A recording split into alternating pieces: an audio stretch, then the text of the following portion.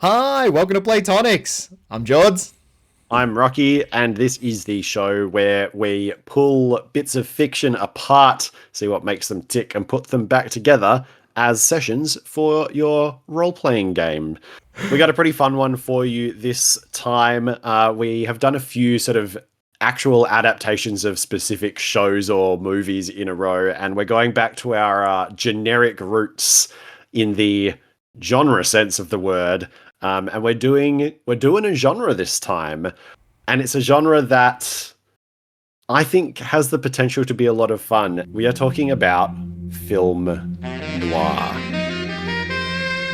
Now, just for listeners that might not be familiar with it, film noir means movie black. If you haven't seen a film noir, you actually have. It's the one where the broad walks into my office all leg with a problem that I couldn't turn down. She smokes a cigarette and looks out through the blinds and tells me someone's been murdered, and I just couldn't help but take that job. Not because I'm a good person, but because I'm broke. Because I'm boiled like an egg. It's me. I'm Egg. Detect egg. Detective. Hard boiled. And then our titular hero puts on his fedora and his trench coat and goes out into the mean, rainy streets of the city and stands under lampposts and has shadows cast across his face, and people shoot at each other. Eventually, I don't think it's giving too much away to say it probably all ends badly. Did you just spoil all of films? Well, I feel like I spoiled all of film noir. I just don't feel like they are a genre for a happy ending. You know, they're quite a cynical take on the world. But yeah, that's what I'm talking about when I'm like, you think you haven't seen it, but you probably have, because it's one of those genres that's become so massaged into the warp and weft of our culture that you kind of know what we're talking about, even if you haven't seen it. And there are so many spoofs. They're like, sometimes TV shows that are long running will do an episode that's a noir episode. That said, we did do our homework for this one. Each of us recommended the other a film to watch to reacquaint ourselves with this one. George, what did you watch on my suggestion? On your suggestion, I went back to the source, one of the earliest sources, and I watched for the first time The Maltese Falcon, which, while it has Maltese in its name, takes place entirely in San Francisco, which and contains no Maltesers. Not one. I went into it quite blind and didn't check out anything about it. All I know is that it's one of those classic film names that pops up, and the story was not what I was expecting. I flipped you one as well. That was somewhat more contemporaneous.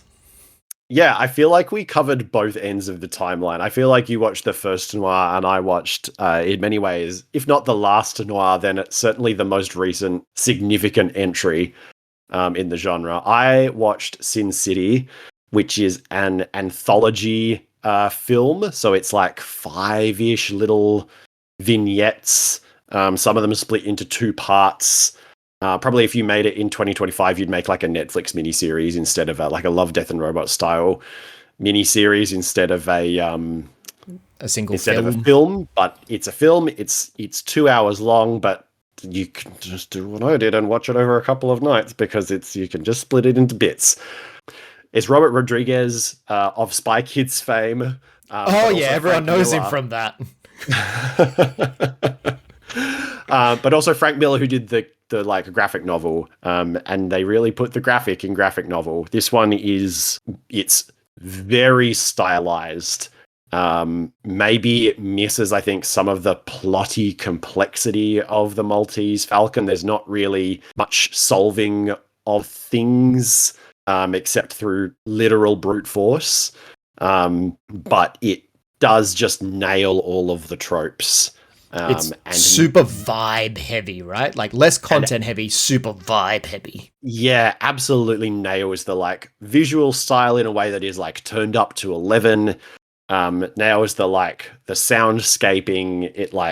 It's a great one for the vibes, if not necessarily the plot. But I really enjoyed watching it. It was a good rec. I'm glad I did it. And only 20 years after its release as well. Well, look, I'm less late than you are with the Maltese Falcon, which was... You've got a point there. 1941. It was in the middle of the war. I am assuming that our listeners will be quite familiar with some elements of noir, right? Because they have become so baked in to other elements. So many spoofs exist in the film world that draw on the tropes of noir. On the count of three, I would love for both of us to say what our most prominent trope is. Oh, okay. You ready? Yep. 1, 2, 3. Femme fatale. Detective. Oh, okay. We did not plan that, but I love it. For me, it's straight up the woman with the gams who walks in is Who does she walk into, George? Sometimes it's a detective. Most times it's a detective. Sometimes it's a detective. Sometimes it's a hapless chump. It's so hard to not imagine a well-dressed woman who is concealing something and playing other people off for her own good, walking into the room. For me, that is the hard-coded trope. Look, I think I will go into bat for Team Detective, and I think the detective is even more central, or the investigator. Because sometimes they're a cop, sometimes they're a private investigator. But the core of this thing is that there's something hidden that needs to be uncovered, and to do that, you have to have someone to go down into the skanky underbelly of the city and uncover that which is hidden, right? That is the essence of the plot, right? Is something hidden must be found. Mm-hmm. And I would go even further than that and say there's something hidden that they are initially trying to find is a false premise almost every single time. Oh, red herrings all the way down. Straight Absolutely. Up a lie, and instead broiled in a much bigger thing. There's layers. Conspiracy sometimes, but crime others, yeah. But yeah, that's kind of fundamentally what these stories are, is a diving into an unsavory world to find a thing or learn a thing, right? The thing can be a physical statue of a bird. The thing can be information about who killed, somebody. But yeah, it's a diving into the underbelly to find something. We have a name for people who do that, and it's detectives. That's their job. The whole point of getting a detective to do it is they're clever enough to put together the clues that puts them in certain places at certain times to achieve an outcome they weren't necessarily consenting to. So someone that you can bait into doing your dirty work for you. Which, honestly, if I've ever heard a description of a TTRPG party, that fits better. Yep. And yeah, I think it is a really good fit for TTRPGs, which obviously we'll get to in a sec. What are, I guess, we know we have a protagonist who's diving into stuff. We know we have a femme fatale who is kind of manipulating things and often is the inciter of the various incidents. What are the other bits that you have to have, or bits that is, because it's quite a loose genre. Not all things necessarily have all of the bits, but what are our other what are the tools in the toolbox? Exactly. What are the tools in the toolbox, or the toys in the toy box? So I think you've got to have your inciting event has to be relatively straightforward. Go find this person, or go recover this artifact, or bring this person back to me. Something very similar, almost fetch questy. And then as soon as that kicks off, you have a second, much larger, and I'll jump into this in a little bit, but much larger story that they become embroiled in, where the plot dramatically thickens, right? At the start, it's water, and then you throw in the cornstarch.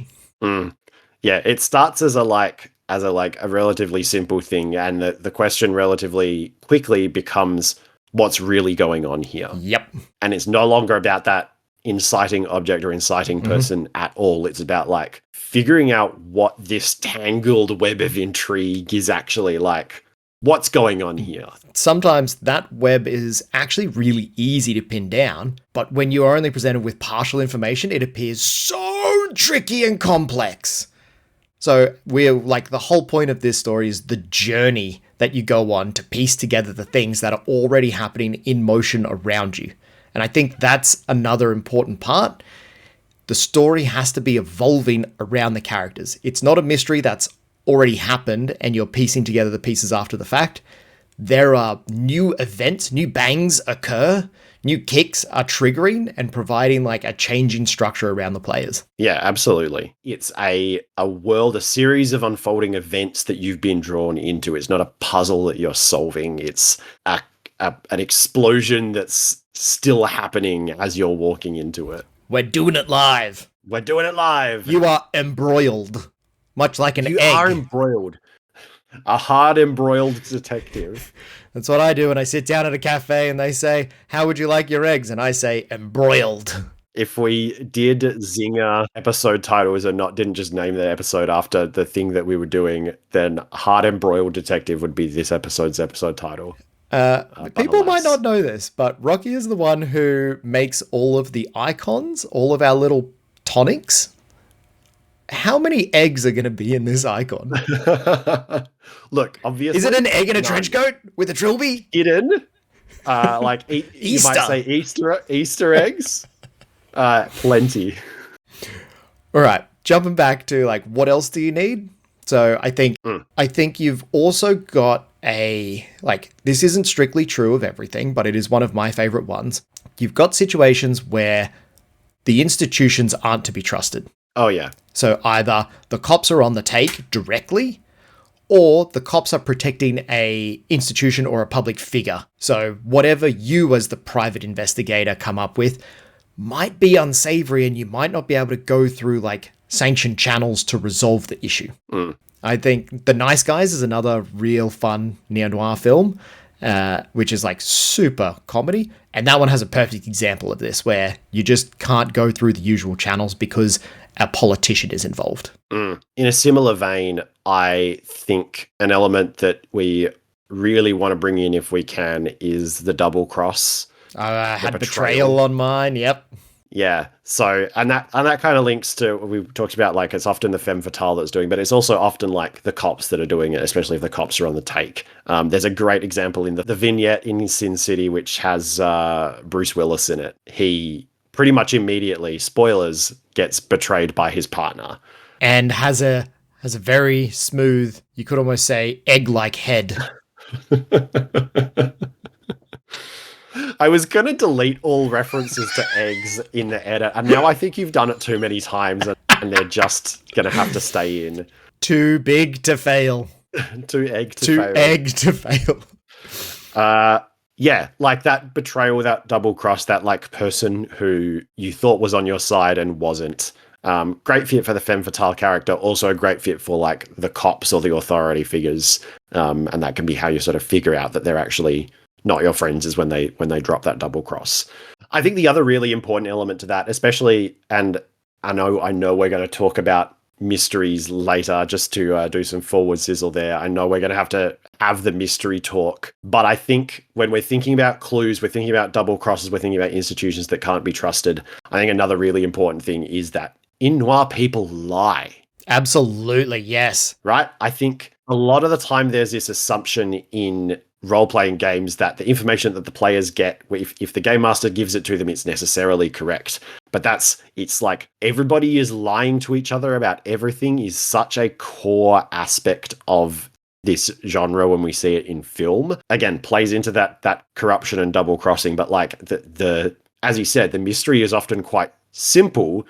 But the complicating factor is that everybody's just straight up lying about it. You know, you go and you ask the person, they give you a fake name and a fake story and fake information, and you go back the next day. This is literally the start of the Maltese Falcon. You go back the next day, they've got a different name, a different story, and a different mission. Like, people are straight up not telling the truth about anything, and picking through all of that to figure out what the truth is, and finding things that you can like wedge them with to force them to actually maybe tell the truth this time is a huge part of what the detective is doing. So they're not necessarily doing CSI style looking for clues and solving the crime that way, right? It's like, it's not, as you said, it's not a situation, a puzzle that's been set up where you solve the crime by piecing the clues together.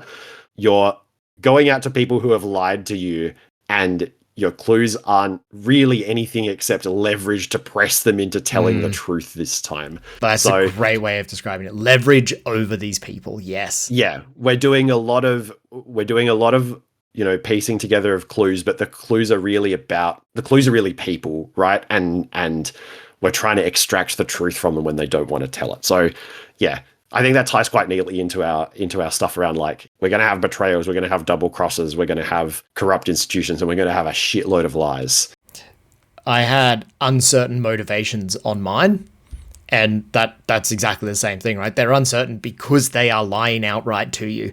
And I think that's a really powerful one for stepping into this mode of fiction that isn't the baseline in most role-playing games. Like, common GM advice that you'll find is, don't lie to your players. There's enough cognitive burden already, and they're already drawing the wrong conclusions. So I look forward to the next section where we actually start digging into, well, how do you constructively lie to your players? What else you got? What else you got for me? Other than this miasma of untrustworthiness. And cigarette smoke. I think a really important one that you already just touched on there is that the characters in this story, the protagonists in this story, are very proactive. So they're not just waiting for events to unfold at them. They do a lot of setting things up themselves. And they'll do a lot of like, meet me at this place because I want to extract this information from you. Or I need to give an artifact, or I need to place something somewhere. Like, there's a lot of like relying on the characters to set up their own traps to do things. I love that idea of like, meet me at this place at 9 o'clock. And then that gives you a perfect, because like, obviously almost the next sentence out of my mouth, autocomplete style, is like, and they don't show. Why don't they show? Yep. And suddenly you've like set up the next aspects of the mystery from there. But yeah, I think being super active protagonists is a big one, because I think when we think about detective stories, there is a default that we can slip into, that this is a Knives Out style, like, follow the clues. Yeah. Miss Marple style, Poirot style. Oh, we've just got to like complete the logic box, all the Sherlock game stories. Yep. of all of the clues, and like the crime that has already happened will be solved, and we'll be able to like point a finger at the perp. This is no closed door mystery. This is not that. Like, it's happening in real time in a bigger scale. New inputs can be introduced constantly. It's a simpler mystery, but it is one that is moving rather than static, I think, and that requires the players to move as well. And I think the other thing that you kind of touched off there is you think of that stereotypical phone call of like, all right, meet me at the docks at 9 o'clock, right? This whole thing is on a timeline. I don't think it's necessarily a ticking clock, but like, we don't have an infinite amount of time to solve this mystery. The characters do not have unlimited time because events are still unfolding. And like, the stakes often don't have to be high at all. They can be super grounded stakes. So when those events unfold, if you haven't solved the mystery in time, maybe it's that this NPC that you're rooting for dies. And then the bad guys blow town or something like that.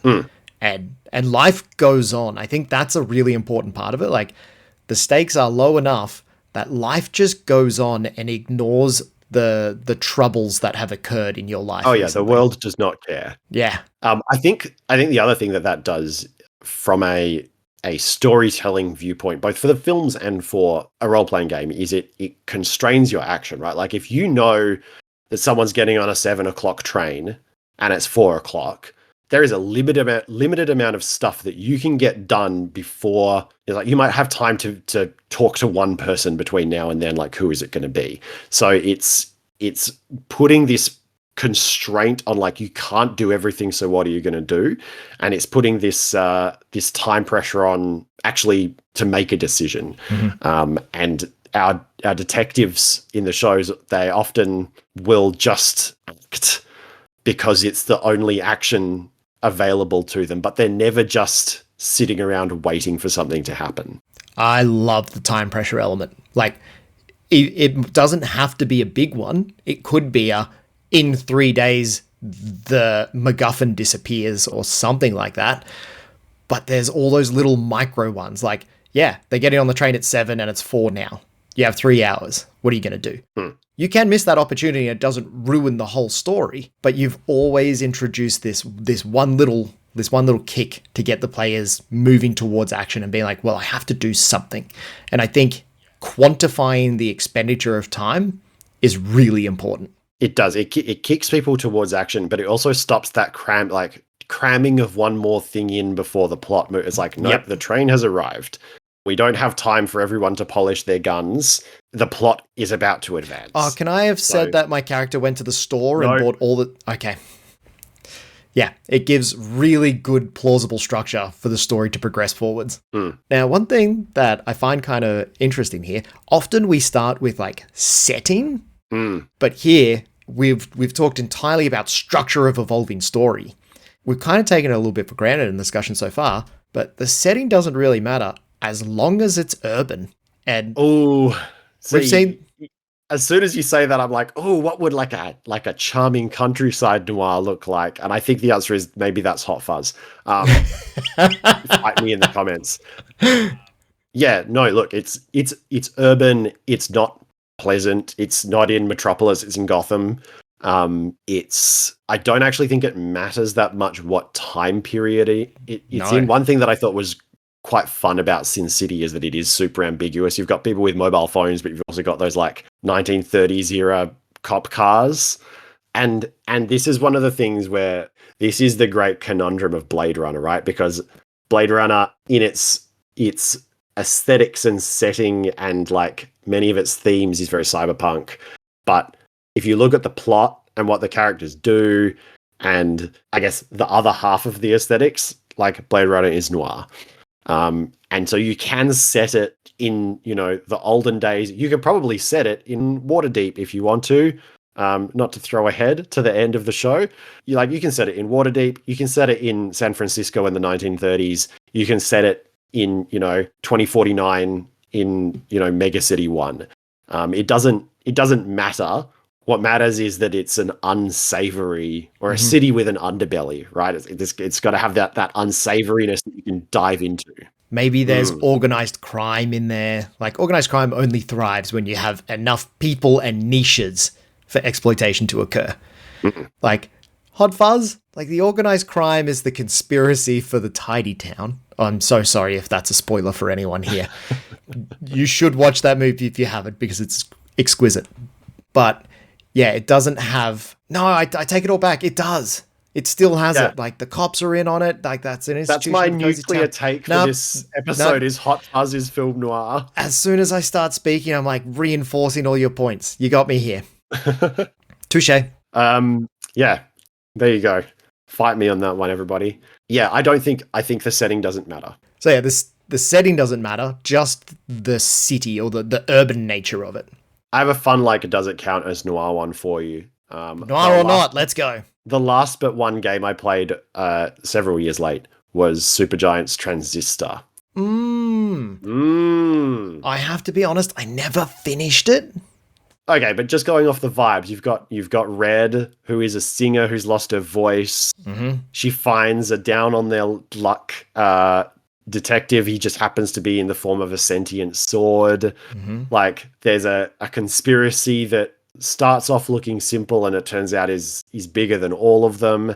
I think the Art Deco-y vibes of the city really fit into that genre as well. I reckon Transistor might be noir too. That's hot take number 2. Is Supergiant Games' Transistor also film noir? But yeah, I think one of the important things that you do have in our setting is some mechanism to reach out to other people. So, where we're talking you're on the phone, or you have a telegraph, or you have something that allows you to hit someone up so that you can proactively arrange a meeting. And I think another element that often plays into it is some form of like mail system. Mail system's easy, but some form of communication system, I think, it greatly enables the proactivity of the players. You get a letter, you get a telegram, you send a letter, you send a telegram, and the fact that these things don't arrive instantly is also a huge driver of plot, because you can have letters arriving 3 days after somebody's died. Mm-hmm. You can send a letter and it doesn't arrive until it's too late. Or you can send a letter and know it's going to arrive, and that gives you an opportunity to be at the place that it would be collected from. Yeah, it's a small one, but I like it. That's a good reckon. That's a good toy for the toy box. It was made super obvious to me in Maltese Falcon because Sam Spade picks up the phone like 800 times in that film. Often information is just vectored at him, but very frequently he's saying, "Meet me at this place at this time. I'll be there in 15 minutes." Like he actively sets up his own investigation nodes. And the telephone is the mechanism by which that occurs. An idea has just occurred to me, but I'll save it for when we talk about game prep. Something we haven't yet chatted about. What happens at the end of a noir mystery? Nothing good. Nothing good. Often, like, if money or fame or prestige was in the cards, maybe a little bit of that is honored and the rest is snatched away. It's like at best neutral, right? It's you can pay the bills for one more week. Right. It's like you can pay the bills for one more week. It's like, sure, you got paid, but like in the case of the Maltese Falcon, like what did you give up to do it? Like you get the thing that you were promised, but it feels hollow because you've sent the femme fatale to jail. Or something of that ilk, right? Like you get paid, but the murderer gets away. Like we very much do not get a happy ending. We do not win in any sense of the imagination. There is barely, if any, closure. And like sometimes I think this is one of those cases where the protagonists straight up friggin' die.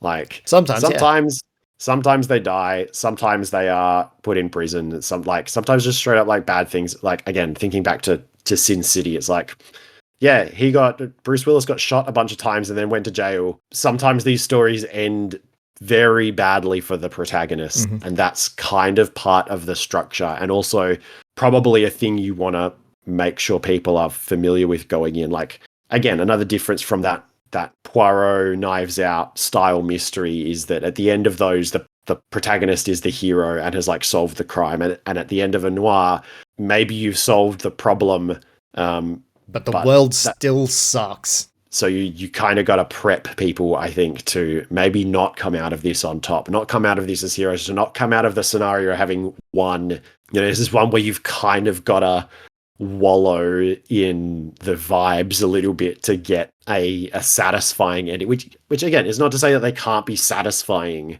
but just not in the traditionally enjoyed sense.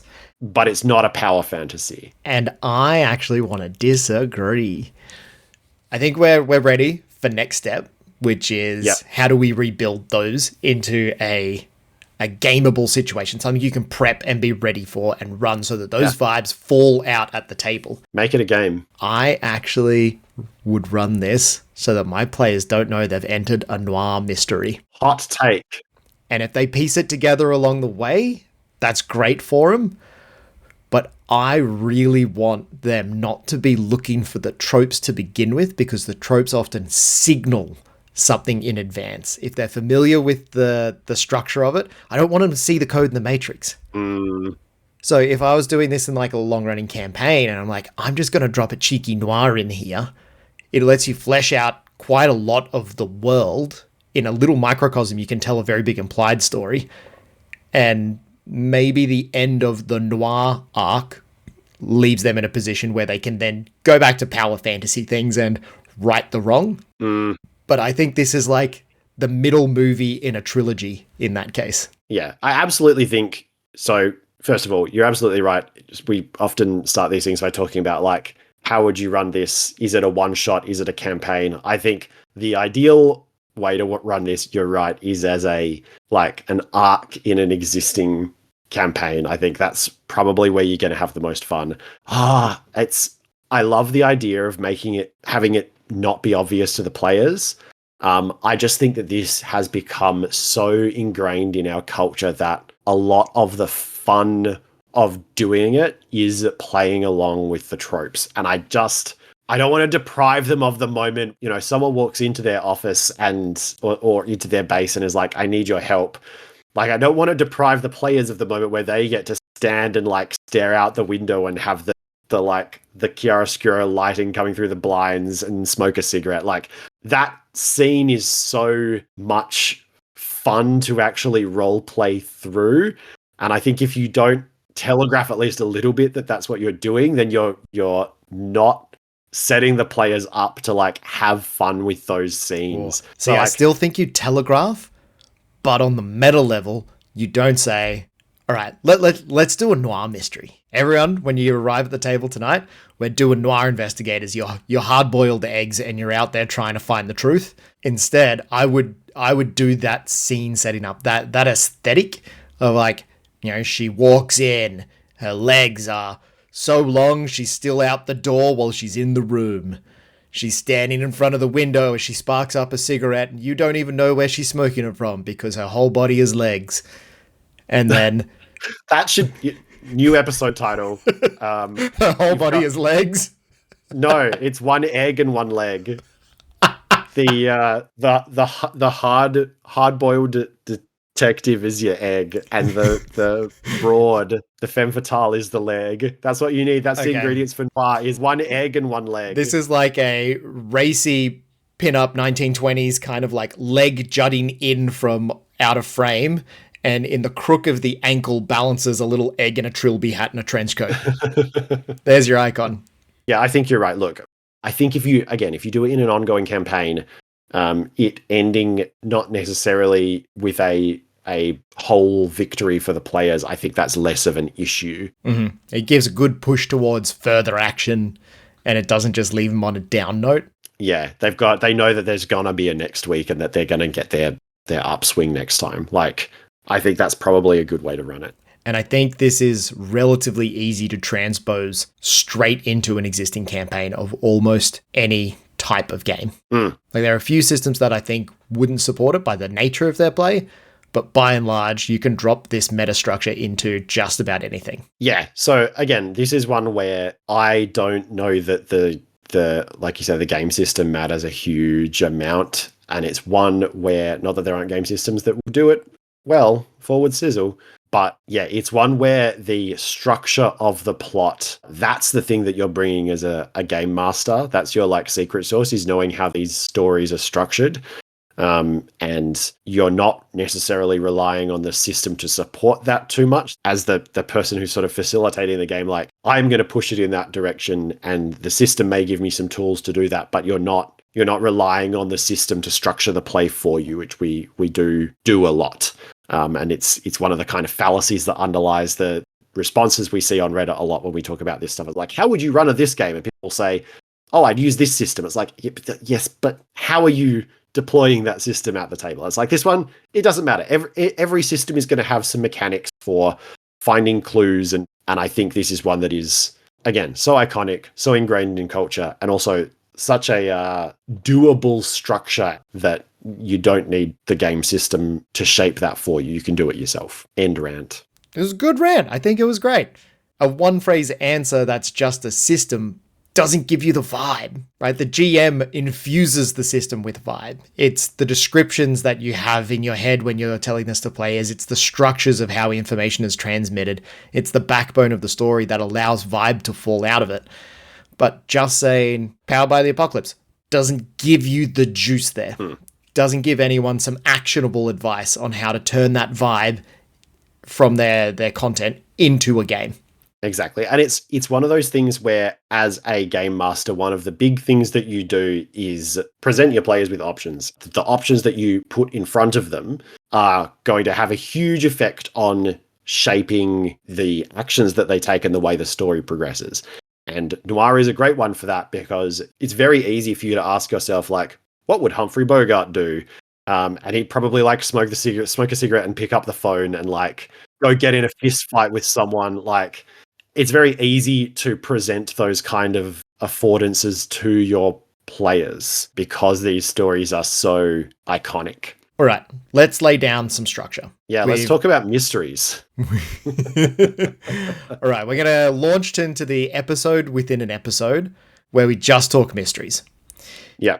A noir mystery is a little bit more tricky than your traditional, all of the things have already happened and you're just picking up the pieces to figure out what it was, because we're running events concurrently as the players are embroiled in them. This, I don't think this works very well for an open-ended mystery type. So like your Carved from Brindlewood games, where there's no set ending to the mystery. There's no conclusions that can be made because the players determine the conclusions as they go along. I think for a noir, you have to prep ahead of time what the mystery is. The Maltese Falcon, I think, would be a big old flop if actually we didn't know that the Maltese Falcon was in play the whole time. Instead, we have a mystery that's kind of set up ahead of time, like a scenario that is engaged ahead of time. We have all of the events already pre-recorded that have led to the inciting event occurring. And after that, I think we have a timeline of kicks that are going to occur. So if the players don't intervene, this NPC dies, and then that information is made available to them. And if it progresses down to here, the bad guys move their headquarters from this place to that place, and then the next step occurs. So I think we know everything that's set in stone up until the first point where the femme fatale walks into the player's office, which is our inciting node, our very first node. And then after that, the players are the ones responsible for investigating. And if they don't hit certain things, we trip new events, new content occurs. So thinking about how I would actually lay this out, since we prep in 20 minutes, not we prep in 3 hours kind of a guy. I actually think this one's a bit more investment than what I would usually do. Yeah, look, possibly. So before I was talking about, you've got this idea of like certain things will happen at certain times. I think you can almost write this out as a timeline, give yourself little boxes, right? And each box is something that perhaps the players could do. And some of them are already filled in. Like this this person gets shot. This thing happens. Yeah. But that idea that like time is a limited resource and you only have slots to do a certain number of things. I think giving yourself 3 boxes and then a kick happens, and then 2 boxes and then a kick happens, 1 box and then a kick happens. A structure that I've just pulled out of my head, but I kind of like it because it gives you that like escalation of like you have less and events less are time. accelerating. It's like, hey, you only have time to do a couple of things before the plot is going to kick along on its own. So I think that would be what my prep would look like. It would be filling in a couple of those boxes ahead of time with events that will occur anyway unless the players intervene. So that's really quite a very tight structure, right? Like you have 3 opportunities to play out a scene and then something will happen. And then you have a few opportunities to play out a scene and then something will happen. I think I would go a little more freeform. And instead, if certainly this depends a little bit on the system. Otherwise, I want to make that available to players ahead of time. The information of how much time a given activity will take. So if it is like call up and set a meeting, that'll take 2 hours for you to set up the meeting and get to the spot and then have the people arrive at the spot. Something like that. I'm doing that because I like the idea that it affords the players lots of different avenues to do things, and I don't want to make it too punishing if they don't trigger interesting scenes. Through no fault of their own, they might just set themselves up for something that's a little bit flaccid. Like I can imagine straight up our players doing let's talk to NPC A first, get that information, go to location A, and then be like, let's go back to NPC A. And depending on what they found, maybe it's not a very interesting conclusion, and NPC A doesn't push the story along anymore. I think I would feel shitty if that was their third opportunity to consume time. I don't think this is something that I'm necessarily exposing to the players. I think this is my mental planning tool. I would probably just not count it if they went back and did something unproductive. Be a little bit more flexible just for their sake. Yep. But I think I would also be willing to either riff on that and make sure that they do get something interesting out of it. Or like, I don't know, man, a big part of these films a lot of the time is like they faffed around and then something happened to like kick them back into, into the action. mystery. And I think what you've described is like a feature, not a bug. I think if they faff around and go back and don't find anything new, and then suddenly they get a phone call that like someone's been shot, like a suspect or a witness has been shot. That feels very noir to me. Well, let's go back to the scene of the crime and have another look around. Yep. You don't find anything new, but then you get the news that someone's shot and like the plot continues. Totally agree on that one. It's just the space between those ones, I think, is what we're a little different on. I fully agree that if they do spend too much time faffing around, then the kick does occur and does push them forward. But yeah, unproductive gameplay, I don't think is fun for anyone at the table. So unless like you truncate that, like you see in advance, you're going back to wring a dry sponge, then I'm going to just like quickly pull that kick forward so that it happens just as you get there. And like, I'm not above rising out of game and just saying directly, like, you guys have exhausted all the options here. You've got, like, you're very confident, your characters are very competent, and you've scoured this place for all information. Yeah, I think you can just, you don't even need to get out of game to do that. You can just say that. Well, this is one of those times that I think it's great for us to role model that trying to solve in-game problems with in-game solutions is not always the right way. You do have the outside of game toolbox available to you as well.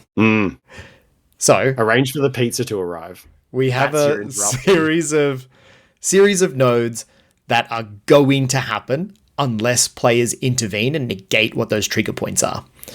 And ahead of time, those nodes must have information that spurs the investigation forwards, right? So we've got to have like, if we've got our initial setup and we've got the events that are going to occur, that lets us put clues that shove players into interesting places on those events. So if it is the person, an NPC is shot and dies, you have like an artifact on their body from the last place that they were before they were at the crime scene location. Or they're carrying something with someone's phone number on there, or a box of matches. Like, it's an easy vector for a pointer clue. And I think this is a bit, I want to chat about like 3 different types of clues that we can put down. All of our proactive nodes have to have pointer clues, which tell the players to go somewhere and unveil new information. Okay, so pause for a second there. When you're talking about proactive nodes, what is that? Oh, sorry, a proactive node is a kick, right? I use those ones interchangeably. So it's something that occurs without the players having to see it first. Right. So that's exactly the thing that we've been talking about, where things will happen anyway, unless the players intervene. Yep, exactly that. So if the players haven't done the right stuff in advance, the NPC gets shot. And they arrive at the crime scene. There are pointer clues that tell them to go somewhere else. That gives them a new avenue for information gathering. If we don't have pointer clues, they can't use that to do anything new. So a pointer clue, straight up, tells you to go to a person or a place, or an event that's occurring, something like that. Second type of clue is what I would call an outcome clue. And that's something that allows you to deduce an outcome. So something deductive, something that's like, you see it's this, the shape of the person's boot matches a footprint you saw earlier. So it allows you to like put a person in a position at some point in time. It allows you to make a conclusion about what is happening. But that doesn't necessarily tell your players to go anywhere or do something new. It gives them information about what was happening, but not where to go next. And then the third type of clue is even more stripped of context, and I call it a foreshadowing clue. A foreshadowing clue is something that really only makes sense in retrospect. So if you've got like a hidden reveal at the end of this, like at your climax node, when you see that and you understand what's going on at last, that's when all of the little foreshadowing things make your players go, oh, that's why they were wearing a green hat. But in advance, they just notice that they're wearing a green hat, and it doesn't actually point them towards a conclusion, and it doesn't point them to a new place to gather information. So I think when we talk clues, breaking it down into like a clue that sends them somewhere new and lets them get more stuff is really important. Yeah. You can build an entire mystery out of just pointers, but it's pretty boring. Seeding the outcomes and the foreshadows actually makes it interesting and memorable and textural. But if you only do those ones, it doesn't point them towards a conclusion at the end. It doesn't point them towards a climax node. So what would your mix be? What's your ratio of 1 to 2 to 3? I would say you should have at least 3-pointer clues for every location that you want people to go to, because it's entirely possible that your players may miss them or not interpret them correctly. So this we like three clue rule. Exactly. The 3-clue rule is one of those beautiful things. It's been around for a million years. Justin Alexander has a fantastic write-up of it. The 3-clue rule, the inverted 3-clue rule, and like building revelation lists. Excellent stuff. You can find it on his blog, or you can read the book How to Be a Game Master, where it's like a blog, but it's all printed out and bound together into a single unit of knowledge. Wait until you discover ebooks. Yeah, so you've got your 3 pointers to get people to go to places. Then I would dump, like, depending on what my interesting outcomes are, I would dump at least 2, sometimes 3. And for foreshadow, you just go nuts. As many as you want. Doesn't matter, because you've stripped them all of context. You can dot them anywhere. And unless you do like an overwhelming amount, players won't typically be able to use them to see the future, to see where it's going. That's what your middle tier outcome clue is for. Yeah. I think the other thing to jump back to here is this idea that we're not necessarily always using clues to piece the mystery together on their own. A lot of the time we are using them as leverage. So I think if we're thinking about that stuff that like, okay, first of all, we know that our characters lie. We know that some of them are going to double cross you. We know that some of them are straight up unreliable. We are using these clues not just as things that are going to let us piece the mystery together on their own, but things that are going to let us go back to people we've already talked to and press them to tell the truth this time. That's what your outcome clue is for, right? Yeah. It gives you, it says, actually, the femme fatale was at the hotel at the time of the murder. That doesn't add up with the timeline that she told us. And I think that also gives us something to maybe make those scenes where, you know, going back and revisiting things and quote unquote wasting time. It gives us a way to make those a little bit more dynamic, because one thing we do want to encourage players to do. Yes. Yeah. What I want to avoid is if they... have you ever had it before where your players... God, I think of it as the Morrowind problem.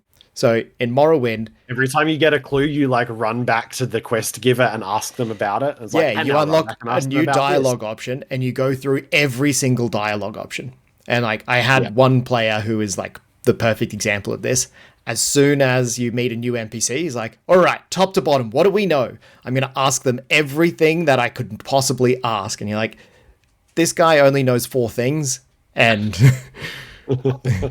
I would rather not tell you his entire life story to this point. And it doesn't feel like you're using your deductive powers as a player. Yeah. So I guess that's the kind of thing I want to probably spend a second on, is like, how much of this mystery solving do you think needs to be player skill, and how much do you think is stuff that you can tell them that their characters have done? How do you see that split happening? So when you're discovering a pointer, that's a given. Anyone who has the like requisite ability should just be able to get that information for free, because otherwise our backbone of the mystery stalls. And you're not sending players to places that give them interesting information to make really good choices of. This is the equivalent of don't hide the secret door to the final boss behind a dice roll. So this one comes out in every Gumshoe game, right? The structural elements of the mystery should always be known by the players. The outcomes are something that I think should be like on the edge, where maybe the players just piece it together themselves, and that's great. but they act as a perfect extra piece of information that if they want to roll for it or spend some resources, that's when you introduce those. Like, the reward for risking something is you get to make this clue that complexifies your information space and lets you like open up more avenues of action to take to further the mystery. And when players are like choosing to spend that, that tells me that they are buying into the scenes in front of them. Now, earlier you did say like it's full of red herrings. I wouldn't structurally deploy red herrings. I'd deploy lies, but in my mind, when I contextualize what a red herring is, it's where you end up finding the dead end. So you get sent somewhere and it yields nothing valuable or like a wrong conclusion.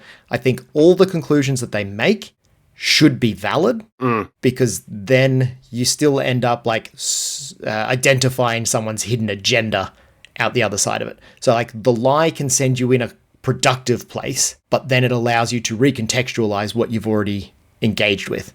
Whereas I think a red herring is more of a like full stop. It's a dead end. It's a, I have nothing to, like, I just have to retrace my steps and find somewhere else to go now. Yeah, I think a red herring is a fun part of the movies for viewers. I don't think it's a fun thing to play through in a game. And your players, you know, afterwards are never going to go back and be like, man, remember that time that we had that really good red herring? Yeah, the only time it comes up is when someone's like, man, remember that time we spent like 20 minutes just faffing around because we thought there was something, but there wasn't? Whereas there is actually, I think, potential for, man, remember that time that George straight up lied to our faces and Absolutely. none of us knew? Like, that has the potential to be a really great moment. I've had that one, and like I find taking compliments from my players awkward at the best of times, and the bit where they're like, yeah, that was so memorable because it really sucked for us. And I'm like, thank you. It's like, man, you're such a great liar. Thank you. Right. So structurally, we've got a bunch of nodes. We've got a story of things that have led up to this point. We've got a calendar of when things are going to occur next if the players don't intervene to subvert them or like gain that information ahead of time. Each of the things that comes next has been prepped with at least a couple pointer clues to send the players to gather more information. We've got pointer clues on all the other nodes of our mystery. I'd want to have like, you know, at least one initial node that's like a direct call to action from the femme fatale that kicks off the quest. And then that should break off into much more interesting story space. You know, 3-ish nodes is my go-to there. So whatever the initial mystery is, it could be like tail a person, find a thing, find a person, you know, protect this thing, whatever it is. That is easily accomplished, but in the doing so, they go to do the thing. That's where story space opens up. It sends them in multiple different directions. That allows the players to choose where they're going to use their detecting time. And then we've got, you know, maybe they visit a couple of spots and then the kick happens. And then the kick pushes the story forwards with pointers and then puts them back into story space.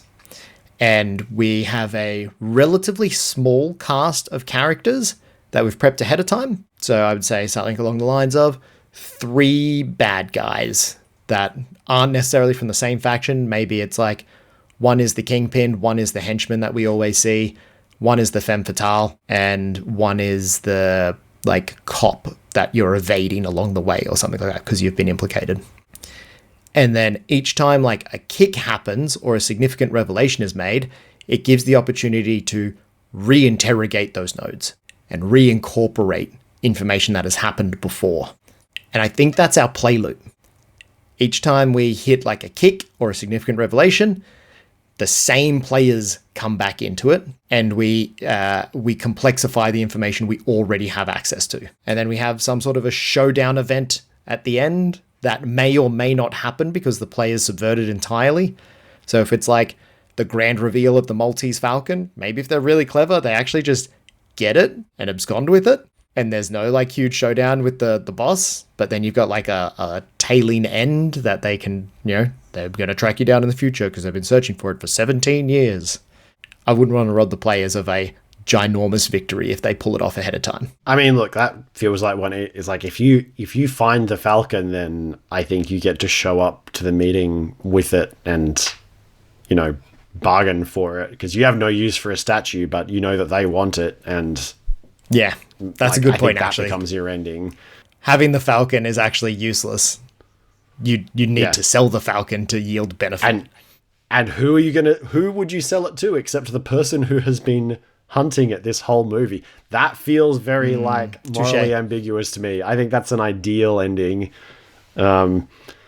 Is the players find the thing they've been trying to keep out of the bad guy's hands, and then in a quest to get paid, turn around and sell it to the bad guy.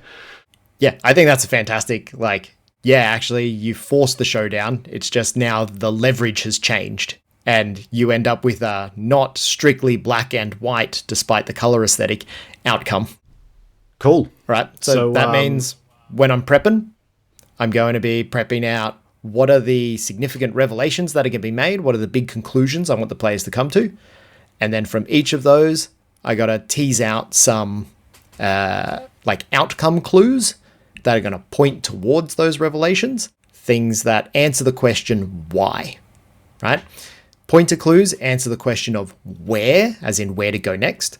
Outcomes answer the question of, well, why were they there? Or what were they doing? Why were they doing that?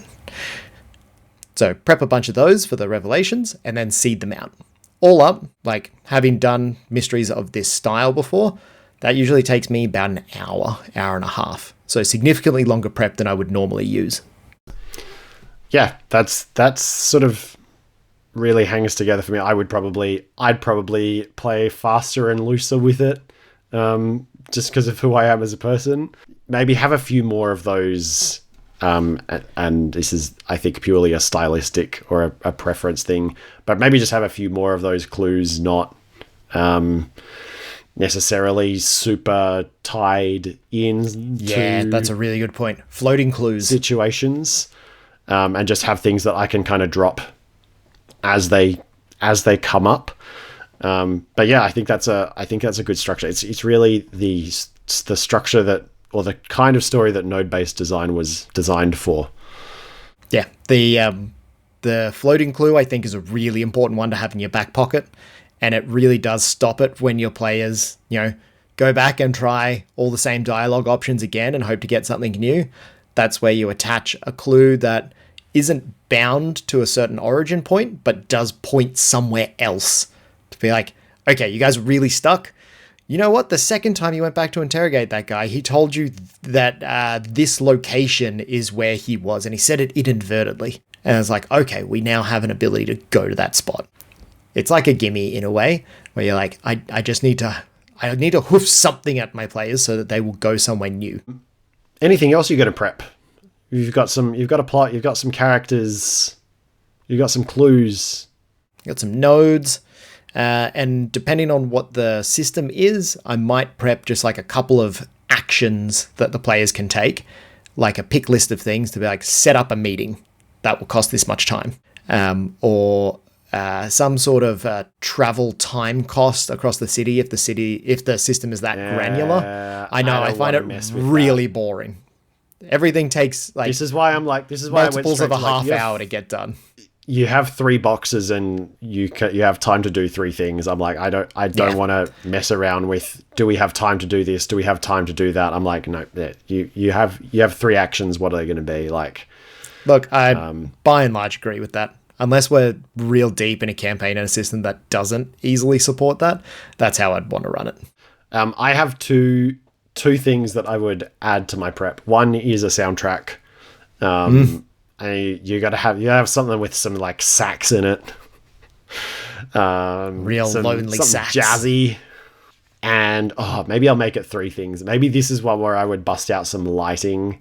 So I think this is one where you can turn all the lights in your house off and work at the dining table with a desk lamp. I think that's going to give you precisely the vibe you want. Whack some sax on in the background. Hey guys, I haven't told you that we're playing Noir, but I'm turning all the lights off. Here's my warm yellow desk lamp and my saxophone. If you don't figure it out, it's on you at this point. And I think the other thing that I would prep, maybe it would depend how much I wanted to get into this, but when you mentioned earlier, Sam's phone just keeps ringing and he'll pick up the phone and there'll be a clue for him. I think some kind of, I don't think I want to go full, like, make a prop. Or maybe I do. I don't know. But maybe like a soundboard with a button you can push to be like, the phone rings and here's the information you get, right? Like, I think that vector for getting information to the players of just having like, yeah, you are detectives, you have an office, you have a phone that sometimes rings where people will just anonymously like give you information. I think that's a really good way to drop things to the player without it feeling like it's a game master gimme. It can feel like it's part of the world and part of something that's like, quote unquote, supposed to happen, when it's really you kind of throwing them a bone. So I would have some kind of a phone, and maybe like do some gimmicky stuff, like maybe like whoever answers the phone, they get handed the clue card, like. Yeah, I also really like the idea of you've prepped like a secretary type character. So if there's no easy way to be like, the phone rings because you're all at the office, because for some reason you're just always out, you have the character be like, hey, someone called for you. And then you still have the opportunity to give them the clue card. And it's just like tersely written information. And then you get to be like, this secretary takes terrible notes. What do we pay them for? Yeah. She has the handwriting of a doctor. That's all they said. If we were on the phone, we would have interrogated this person. It's like, that's all they said, is come to the docks at 9 o'clock tonight. I didn't ask. Well, did they sound panicked? I don't know. It's like, what have I told you about asking people who's calling? What do I pay you for? You don't. We're broke. Good point. Now you're doing it. You're doing the bit. Yeah, I like that. I like setting the mood. Maybe even like a 4-line opening scene setter that I'd have written in advance, so I don't drop the occasional or R as I'm like, she walks into the office. It's one leg after another. Eventually the rest of her body comes through. And she's just incredible. She's a centipede, all legs. What are they saying? All right, we've got ourselves a structure. We've got ourselves the prep stuff. We have the vibes that we want to be dropping in. What are we going to run it in? Look, I'm going to go first. I don't care. Honestly, neither. This is a thing that will run in anything. And I think as long as you are being mindful of not gating progress behind checks that can be failed, you're going to be fine. So as long as you have, and that doesn't require a huge amount of editing to most systems. It just means that in a 5e, when you get to the scene and you roll your investigation check, the investigation check is the choice between a success and a success plus extra information. Like you don't have to do that much to the system to make it work. I'd say in 5e, I explicitly never call for a roll for the information that they are always going to get. So if it's the pointer clues and they're like, I want to check the body, and I'll just straight up say, you find a matchbox that has the address of a hotel to go check out and like a room number written in it. And then if they say, have I been to this hotel before? That's when I might ask for a roll. Yep. Perfect. That's my success plus. Basic success for a pointer clue, always guaranteed. But you want to dig a little bit. You want to earn those clever outcomes so that you feel clever as the player when you put them together later. Yeah, absolutely. It won't necessarily mention that there's a boot print in the mud nearby unless someone goes looking for the boot print in the mud. Now, there are some things that I would want to be wary of if I was to run this in a 5e, and that's when you have just like abilities that strip away any of the fun in there. And the perfect example of this is your zone of truth. The femme fatale walks into the bar. The players recognize they're in a noir mystery. The femme fatale says, I need you to go tail this guy. I think he's abducted my sister. And then the paladin goes, stand over here in this cone for a moment and then say it again. And you're like, actually, I'm looking for the Maltese Falcon that I betrayed my partner for. Like, there are ways around it, but it's not super fun. Yeah. I think if you've got those just like straight up plot negator devices, then I think you need to have a little bit more care spent in the structure of your mystery, such that maybe it all occurs on the same day and the paladin only has a couple of spell slots, so they can blow a few of them and quote unquote ruin a reveal. The player has earned that by taking that spell, but you haven't thrown the baby out with the bathwater by just designing something that could easily be overcome by knowing one of these revelations from the beginning. Yeah, I think that neatly solves two problems at once. Is it gives us our sort of pacing, and it also lets you limit what they can do with the magic of it all. Blades in the Dark, I don't think is actually a very good, like Fortune in the Dark, I don't think works super well for this, because normally you'd be riffing, like it doesn't tell mystery stories as well as it tells high stories. So you'd be riffing and dropping clues and telling players to go to places on the fly. But there's the character ability for the slide is you unerringly know whenever someone is lying. And that's not, you know what the truth is. It's now you know that the thing you should be applying your efforts to is catching them out in their lie. Your more Call of Cthulhu-esque investigation games work really well. And I think the ones that are absolutely made for this are the Gumshoe family. Like the Gumshoe family of games. First of all, exquisite GM advice for running mysteries that explicitly built around that. Night's Black Agents, I think, is a perfect example of how you would run this, especially if you take out the vampire element and they're actually just like retired intelligence operatives who run a private detective agency. And, that book as well has the advantage of giving you explicit spycraft techniques to use, so you can learn more information. There's a really good one I loved in Chinatown, right? I only watched that last year, I think. And, it's from the 70s. Jack Nicholson is in the 20s. He's a private detective and professional piece of shit. Right at the start, he's trying to track a guy who has left his car, and he's sitting there staking out the car, and the guy just doesn't come back for ages. So he gets bored, and he just pulls out a box of little pocket watches and sticks one under the wheel of the car. So as soon as the car reverses, it destroys the watch, and that's the time that they left. So he's like, at some point he learns that they did leave, and it was this time when they did. Smart. And I'm pretty sure that's in the Night's Black Agents book, and I'm like, that's so clever! So smart! So, having something like that, I think as a GM, you can run it in just about anything. Some things will run it better, but you may also need to help your players to be proactive in setting up their own investigation nodes, especially if they haven't experienced this before. You want to model that behavior, like, yeah, you've got all of these options.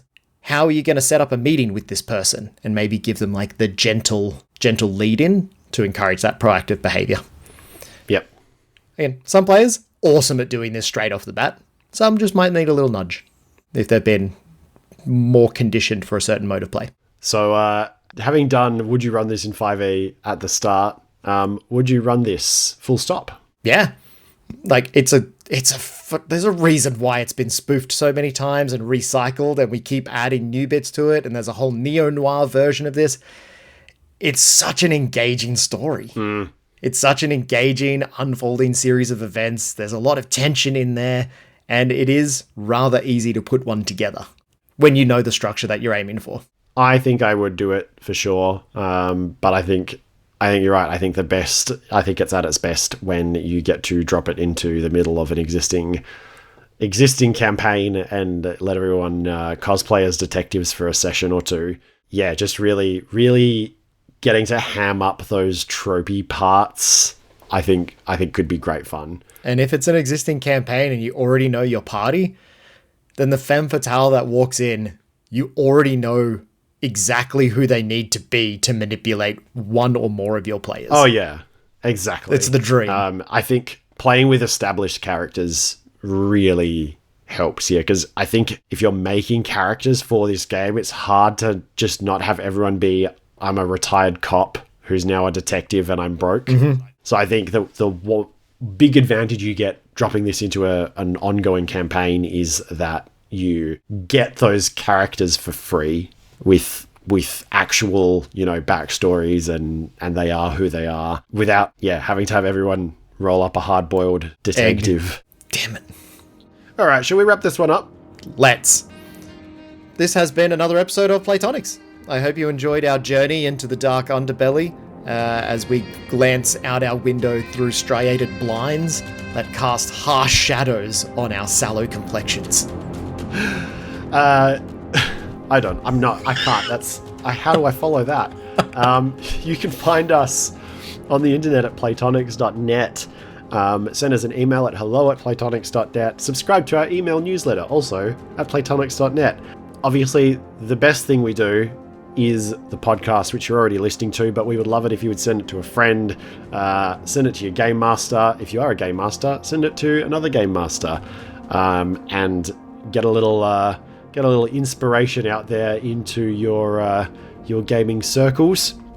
The other coolest thing that we do is the Discord. So you can hop on Discord, join us for a chat, share your spiciest RPG takes, and there's a good backlog in there to scroll through, so definitely join, if nothing else, to check out other people's hot takes. You'll find us on all the usual social media platforms, so Blue Sky, Mastodon, Threads. You can also keep an eye out for us on Reddit as well. We chatted about that a couple of times in this episode, and you'll see u/Platonics posting a lot in r/RPG. So if you see us around, fang us an up-doot.